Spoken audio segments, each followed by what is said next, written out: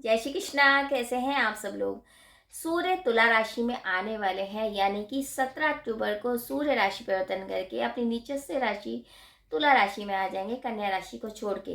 तो हमारी राशि पे किस तरह से प्रभाव पड़ेगा उसके बारे में बात करेंगे कि सूर्य जो राशि परिवर्तन कर रहे हैं तो वो क्या कुछ लेके आएंगे।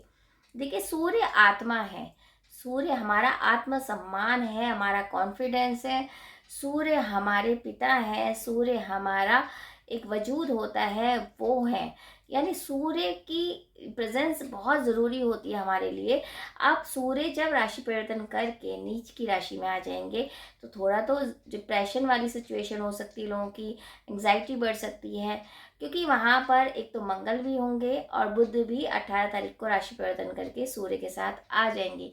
हालांकि बुध आदित्य जो योग है वो बनेगा। मंगल और बुध दोनों ही सूर्य के मित्र हैं, लेकिन राशि तुला है जो कि शुक्र की राशि है, और शुक्र की राशि में सूर्य अनकंफर्टेबल होते हैं।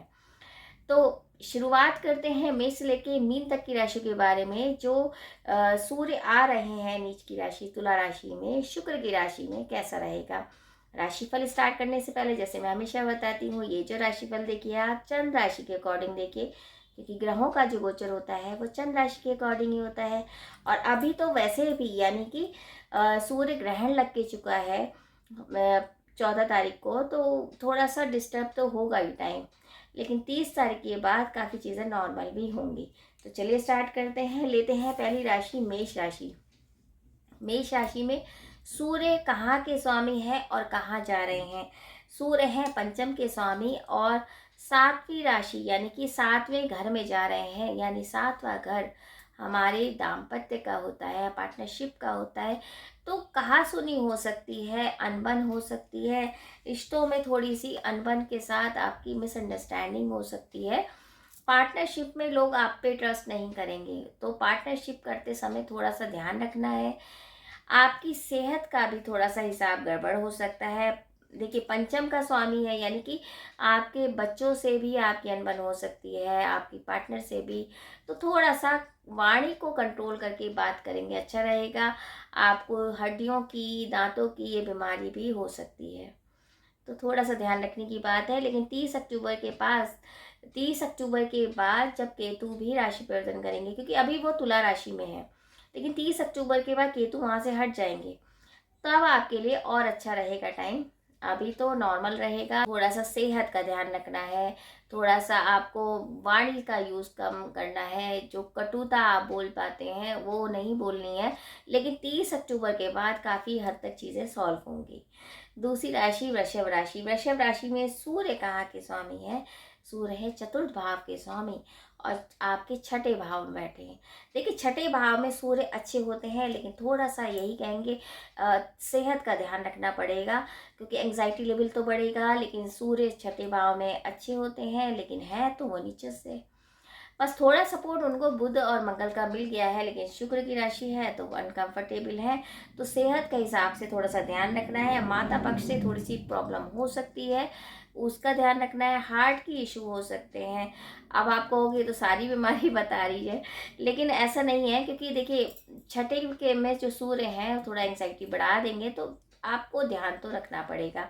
लेकिन अगर आप शत्रु जो हैं, आपको जो परेशान करते हैं, उन पे आप हावी हो सकते हैं। शत्रु आपका कुछ नहीं बिगाड़ पाएंगे, बस थोड़ा सा सेहत का ध्यान रखिए। तीसरी राशि जो है वो है मिथुन राशि। मिथुन राशि में सूर्य हैं तीसरे के स्वामी और आपके पंचम भाव में आ रहे हैं। देखिए, पंचम भाव में सूर्य काफ़ी आपको अच्छा तो देंगे, लेकिन साथ में आपकी अनबन हो सकती है अपने बच्चों से, अपने पिता से अनबन हो सकती है। कुछ आप कोर्स स्टार्ट करना चाह रहे थे, वो कोर्स स्टार्ट करने में दिक्कतें आ सकती हैं, क्योंकि नीच के सूर्य हैं तो रुक रुक के काम होंगे आपके। और तीसरे भाव के हैं तो कोई मुद्दा ना खड़ा हो जाए, जैसे कि कोई गवर्नमेंट से रिलेटेड कोई चीज़ें हैं आपकी अटक रही हैं तो वो बढ़ सकती हैं। तो थोड़ा सा सब्र का टाइम है। 30 अक्टूबर के बाद आप करोगे उस काम को दोबारा से तो ज़्यादा सही रहेगा, क्योंकि मंगल और बुध तो सपोर्ट करेंगे, लेकिन वहाँ पर शुक्र की राशि है तो शुक्र भी कहीं ना कहीं आपको परेशान, शुक्र हमारे सुखों का कारक होता है और वहीं पे सूर्य आ गए तो कुछ ना कुछ आपके सुखों में कमी आएगी। और अगर आप गवर्नमेंट से रिलेटेड कोई भी आप कोर्ट कचहरी का काम है या गवर्नमेंट से रिलेटेड कोई भी काम है तो आप 30 अक्टूबर के बाद करिए, आपको सफलता मिलेगी। उससे पहले थोड़ा एंग्जाइटी लेवल और बच्चों से अनबन हो सकती है। चतुर्थ राशि कर्क राशि। कर्क राशि में सूर्य कहाँ के स्वामी है? सूर्य हैं दूसरे स्थान के स्वामी और चतुर्थ भाव में आ गए हैं। चतुर्थ भाव माता से कष्ट हो सकता है, आपकी हार्ट की प्रॉब्लम है या फिर आपको हड्डियों का इशू है तो वो बढ़ सकता है, माता से कष्ट मिल सकता है, यानी माता के स्वास्थ्य को थोड़ी हानि हो सकती है, सुखों में कमी आएगी। लेकिन वहीं अगर हम नई काम में सोचें तो नए कारोबार में, नए काम में आपकी 30 अक्टूबर के बाद थोड़ी राहत मिलेगी, नया काम भी स्टार्ट होगा। और बस आपको सेहत का ध्यान रखना है, अगर पहले से कोई बीमारी हार्ट से रिलेटेड है तो आपको ज़्यादा ध्यान रखना पड़ेगा। पंचम राशि सूर्य की ही राशि सिंह राशि। सिंह राशि में प्रथम के स्वामी हुए और तीसरे भाव में आ रहे हैं। तीसरा भाव आपके पराक्रम का होता है। सूर्य वहाँ पे हालांकि अच्छा है, माना जाता है, लेकिन ऐसा होता है ना, नीच के हो गए सूर्य तो पराक्रम में लेजीनेस आ गई, मतलब कुछ काम करने में मन नहीं लग रहा है, कुछ आप काम नहीं करना चाहते या आपके काम में रुकावटें हो रही हैं। प्रथम के स्वामी तीसरे भाव में आ जाना यानी कि पराक्रम में थोड़ी सी कमी आ जाएगी, क्योंकि नीच के हैं। ऐसे तो अगर मान लो अच्छे होते तो बहुत अच्छी बात थी, हालांकि इतना नुकसान नहीं है, थोड़ी यात्राओं का कष्ट आपको मिल सकता है, यात्राओं का अभिभाव है। और अगर आप थोड़ा इगोइस्ट हो जाओगे, थोड़ा सा अगर आपको कटु वचन बोलोगे और ईगो आ जाएगी तो उससे आप अपने काम बिगाड़ सकते हैं, इस बात का ध्यान रखिए। वरना अगर सेहत को आप अगर साइड में करते हैं, मतलब सेहत का आप ध्यान नहीं देते हैं तो दिक्कतें और ज़्यादा बढ़ जाएंगी। तो सेहत का भी ध्यान रखना है और अपनी वाणी का भी संतुलन करके चलना है। छठी राशि है कन्या राशि। कन्या राशि में कहाँ के स्वामी है? कन्या 12वें के स्थान के स्वामी हो के दूसरे भाव में आ रहे हैं। देखिए, धन का संचय करना बहुत जरूरी है, धन भाव स्वामी है, कुटुंब का भाव है, तो कुटुंब में भी अनबन हो सकती है, कुछ आपको किसी की बात बुरी लगे और आप कुछ ऐसा बोल दें जिससे का बात बढ़ जाए। लेकिन धन संचित करने का टाइम है, खर्चा होगा लेकिन धन संचित हो जाएगा, काम में भी बढ़ोतरी मिलेगी। लेकिन बस यही है, वाणी का यूज़ आपको बहुत सोच समझ के करना पड़ेगा। कुटुंब में बेवजह के झगड़े हो सकते हैं, वाणी अगर खराब करेंगे तो आपका काम बिगड़ जाएगा। कॉन्फिडेंस में भी आपकी बढ़ोतरी होगी, लेकिन थोड़ा बहुत ध्यान आपको रखना पड़ेगा। अब आती है 7वीं राशि तुला राशि। देखिए, तुला राशि में तो सूर्य आ ही रहे हैं, तो सूर्य कहाँ के स्वामी है? सूर्य हैं 11वें भाव के स्वामी और आप ही की राशि में आ रहे हैं, लग्न में आ रहे हैं। तो यानी कि ऐसा होगा कि आपको ना कॉन्फिडेंस, ओवर कॉन्फिडेंस हो जाएगा, लेजीनेस हो जाएगी, या आप काम को टालेंगे, काम नहीं करना है या कल करेंगे, इस तरह की सिचुएशन होगी। लेकिन वहीं अगर आपको इस सिचुएशन के बावजूद अगर थोड़ा सा ध्यान देते हैं तो आपके काम बनेंगे। 30 अक्टूबर के बाद अगर आप काम पे ध्यान देंगे तो बहुत अच्छे काम रहेंगे। लेकिन ये जो बीच का जो टाइम है, 24 तारीख से लेके 30 तारीख का टाइम, ये आपके लिए थोड़ा सा परेशानी वाला होगा, आपकी सेहत का थोड़ा नुकसान हो सकता है।